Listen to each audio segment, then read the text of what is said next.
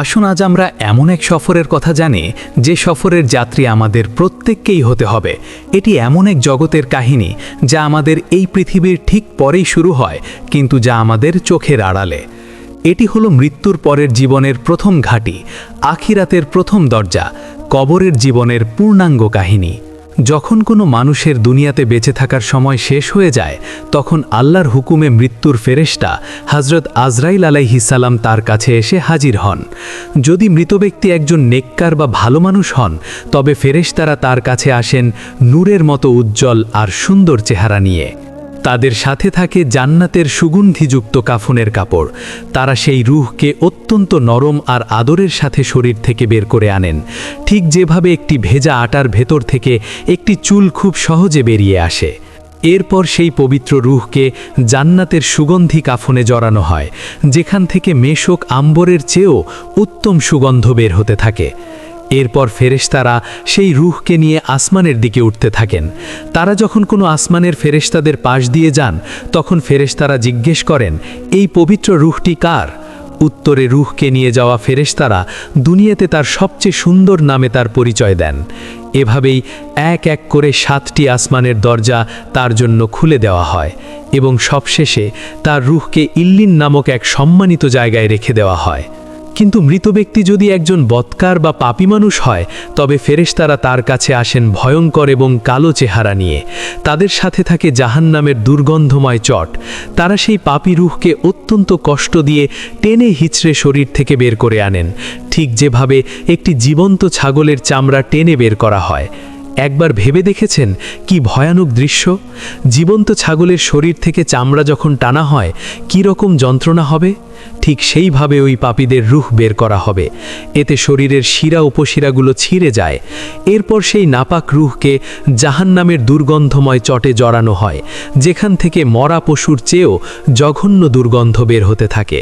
ফেরেশতারা যখন সেই রূহকে নিয়ে আসমানের দিকে উঠতে থাকেন, তখন আসমানের দরজা তার জন্য বন্ধ করে দেওয়া হয়, তাকে ভেতরে ঢুকতে দেওয়া হয় না। এরপর তার রূহকে সিজ্জিন নামক এক অপমানজনক জায়গায় ছুঁড়ে ফেলা হয়।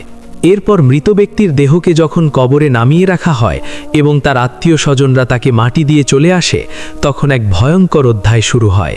মৃত ব্যক্তি কবরে শুয়ে থেকেও তার আপনজনদের পায়ের আওয়াজ শুনতে পায়। যখন কবরের কাছ থেকে শেষ ব্যক্তিটিও 40 কদম দূরে চলে যায়, তখন কবরের মাটি তাকে এমন জোরে দুই পাশ থেকে চাপ দেয় যে তার বুকের এক পাশের হাড় অন্য পাশের হাড়ের ভেতর ঢুকে যায়।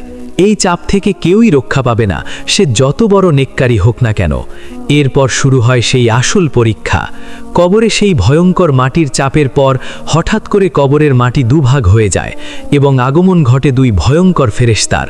তাদের নাম মুনকার এবং নাকির। হাদিসের বর্ণনা অনুযায়ী তাদের দেখতে অত্যন্ত ভয়ঙ্কর। তাদের গায়ের রং হবে নীল কালো, চোখগুলো হবে আগুনের গোলার মতো, আর তাদের কণ্ঠস্বর হবে বজ্রপাতের মতো ভয়ঙ্কর। তাদের হাতে থাকবে বিশাল এক লোহার হাতুড়ি।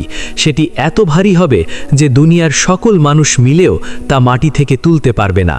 তারা কবরের সেই লোকটাকে বসিয়ে দেবেন এবং এক ভয়ঙ্কর ধমকের সুরে জিজ্ঞেস করা শুরু করবেন। যদি মৃত ব্যক্তি একজন নেককার বা ইমানদার বান্দা হন, তবে তিনি এই ভয়ঙ্কর দৃশ্য দেখেও ভয় পাবেন না, কারণ আল্লাহ তার অন্তরকে শান্ত এবং দৃঢ় করে দেবেন। ফেরেশতারা তাদের বজ্রকণ্ঠে প্রথম প্রশ্ন করবেন, মান রব্বুকা, তোমার রবকে? ইমানদার বান্দা কোনো ভয় না পেয়ে অত্যন্ত শান্ত এবং দৃঢ় কণ্ঠে উত্তর দেবেন, রব্বি আল্লাহ, আমার রব আল্লাহ। এরপর তারা দ্বিতীয় প্রশ্ন করবেন, ওয়ামা দীনুকা, তোমার ধর্ম কি? তিনি উত্তর দেবেন, দীনই আল ইসলাম, আমার দিন হলো ইসলাম।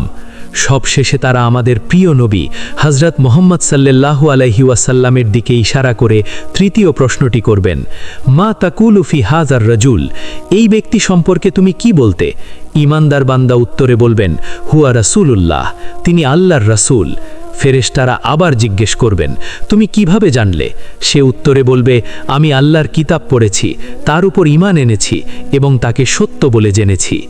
এই 3টি প্রশ্নের সঠিক উত্তর দেওয়ার পর আসমান থেকে এক গায়েব আওয়াজ আসবে, আমার বান্দা সত্য বলেছে, তার জন্য জান্নাতের একটি বিছানা বিছিয়ে দাও, তাকে জান্নাতের পোশাক পরিয়ে দাও এবং তার জন্য জান্নাতের একটি দরজা খুলে দাও। সাথে সাথেই তার কবরকে 70 হাত প্রশস্ত করে দেওয়া হবে এবং তার কবরটা জান্নাতের আলো আর সবুজে ভরে যাবে। জান্নাত থেকে তার কবরের মধ্যে সুগন্ধি বাতাস আসতে থাকবে। এরপর তার কাছে একজন অপরূপ সুন্দর চেহারার ব্যক্তি আসবেন, যার শরীর থেকে সুগন্ধ বের হতে থাকবে। মৃত ব্যক্তি তাকে জিজ্ঞেস করবেন, তুমি কে? তোমার চেহারা এত সুন্দর কেন? সেই সুন্দর ব্যক্তি উত্তর দেবেন, আমি তোমার নেক আমল, আর আল্লাহ আমাকে পাঠিয়েছেন, আজ থেকে আমি তোমার সঙ্গী, তোমার কোনো ভয় নেই।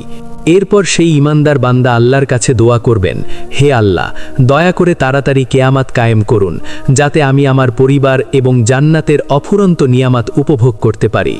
তাকে বলা হবে, তুমি শান্তিতে ঘুমাও, কেয়ামতের আগে পর্যন্ত তোমাকে কেউ বিরক্ত করবে না, তোমার ঘুম ভাঙবে কেয়ামতের দিন। আর এভাবেই কেয়ামত পর্যন্ত তার কবরটি হয়ে যাবে জান্নাতের বাগানগুলোর মধ্যে একটি বাগান। কিন্তু যদি মৃত ব্যক্তি একজন বৎকার বা পাপী মানুষ হয়, তবে মুনকার নাকিরের ভয়ঙ্কর চেহারা দেখেই তার আত্মা শুকিয়ে যাবে, ভয়ে সে থরথর করে কাঁপতে থাকবে। ফেরেশতারা যখন তাকে বসিয়ে প্রথম প্রশ্ন করবেন, মান রব্বুকা, ভয়ে আর আতঙ্কে তার মুখ দিয়ে কোনো কথা বের হবে না। সে তোতলানো গলায় বলবে, হা হা, আমি তো কিছুই জানি না। তারা আবার দ্বিতীয় প্রশ্ন করবেন, ওয়ামা দিনুকা, তোমার দন কি? সে আবারও একই উত্তর দেবে, লা আদ্রি। সবশেষে তারা তৃতীয় প্রশ্নটি করবেন, এই ব্যক্তি সম্পর্কে তুমি কি বলতে? সে উত্তরে বলবে, আমি তো কিছুই জানি না, মানুষ যা বলতো আমিও তাই বলতাম। তার এই উত্তরগুলো শোনার পর আসমান থেকে এক গায়েব আওয়াজ আসবে, সে মিথ্যা বলেছে, তার জন্য জাহান্নামের একটি বিছানা বিছিয়ে দাও, তাকে জাহান্নামের পোশাক পরিয়ে দাও এবং তার জন্য জাহান্নামের একটি দরজা খুলে দাও। সাথে সাথেই জাহান্নামের ভয়ঙ্কর গরম এবং দুর্গন্ধ বাতাস তার কবরে আসতে শুরু করবে। এরপর শুরু হবে কবরের আসল আযাব। তার কবরকে এমন জোরে দুপাশ থেকে চাপ দেওয়া হবে যে তার বুকের এক পাশের হাড় অন্য পাশের হাড়ের ভেতর ঢুকে যাবে। এরপর তার কাছে একজন কুৎসিত এবং ভয়ঙ্কর চেহারার ব্যক্তি আসবে, যার শরীর থেকে পচা লাশের মতো দুর্গন্ধ বের হতে থাকবে। মৃত ব্যক্তি তাকে জিজ্ঞেস করবে, তুই কে? তোর চেহারা এত ভয়ঙ্কর কেন? সেই কুৎসিত ব্যক্তি উত্তর দেবে, আমি তোর বদ আমল, তোর খারাপ কাজ। এই কথা বলার পরই সেই পাপী বান্দার উপর আযাব দেওয়ার জন্য আল্লাহর পক্ষ থেকে একজন বিশেষ ফেরেশতা নিয়োগ করা হবে। হাদিসে এসেছে, এই ফেরেশতা হবেন অন্ধ, বধির এবং বোবা। তিনি অন্ধ হবেন যাতে পাপীর কষ্ট দেখে তার মায়া না হয়, তিনি বধির হবেন যাতে পাপীর চিৎকার তিনি শুনতে না পান, আর তিনি বোবা হবেন যাতে পাপীর সাথে কোনো কথা বলে তার শাস্তি কমাতে না পারেন। তার হাতে থাকবে লোহার এক বিশাল হাতুড়ি, সেটি এত ভারী হবে যে সেই হাতুড়ি দিয়ে যদি কোনো পাহাড়ের ওপর আঘাত করা হতো তবে সেই পাহাড়ও ধুলোয় মিশে যেত। সেই ফেরেশতা কোনো কথা না বলে সেই পাপী বান্দাকে ওই হাতুড়ি দিয়ে এমন জোরে আঘাত করতে থাকবেন যে তার চিৎকারে মানুষ ও জিন ছাড়া পৃথিবীর সকল সৃষ্টি, পশু পাখি গাছপালা সবাই তা শুনতে পাবে এবং ভয়ে কেঁপে উঠবে। প্রতিবার আঘাতের পর সে মাটির সাথে মিশে যাবে আর তাকে আবার আগের অবস্থায় ফিরিয়ে আনা হবে শুধুমাত্র শাস্তি দেওয়ার জন্য। শুধু তাই নয়, তার কবরের ভেতর 99টি বিশাল বিশাল সাপ ছেড়ে দেওয়া হবে। সেই সাপগুলো এতটাই বিষাক্ত হবে যে তাদের একটি সাপও যদি পৃথিবীতে একবার নিঃশ্বাস ফেলত তবে পৃথিবীর কোনো সবুজ ঘাসও আর জন্মলত না। সেই সাপগুলো কেয়ামত পর্যন্ত তাকে অবিরাম দংশন করতে থাকবে এবং তার শরীরকে ছিঁড়ে খুঁড়ে খেতে থাকবে। আর এভাবেই কেয়ামত পর্যন্ত তার কবরটি হয়ে যাবে জাহান্নামের অসংখ্য গর্তগুলোর মধ্যে একটি ভয়ঙ্কর গর্ত। এভাবেই মৃত্যুর পর কবরের জগতে মানুষ তাদের দুনিয়ার জীবনের প্রথম ফলাফল পেতে শুরু করবে। কারোর জন্য কবর হবে জান্নাতের বাগান, আর কারোর জন্য হবে জাহান্নামের গর্ত। কিন্তু কবরের এই শাস্তি বা শান্তি শেষ নয়, এরপর আসবে সেই মহাদিবস কেয়ামত এবং তারপর হাসরের মাঠ, মিজান ও পুলসিরাতের পরীক্ষা। যদি কবরের এই জীবনের কাহিনী আপনার হৃদয়কে স্পর্শ করে থাকে এবং আপনাকে আখিরাতের জন্য প্রস্তুত হতে সাহায্য করে, তাহলে ভিডিওটিতে একটি লাইক দিন এবং আপনার প্রিয়জনদের সাথে শেয়ার করে তাদেরও সতর্ক করুন। আমাদের চ্যানেলটি সাবস্ক্রাইব করে ইসলামের এমন আরও গুরুত্বপূর্ণ বিষয় সম্পর্কে জানতে আমাদের সাথেই থাকুন।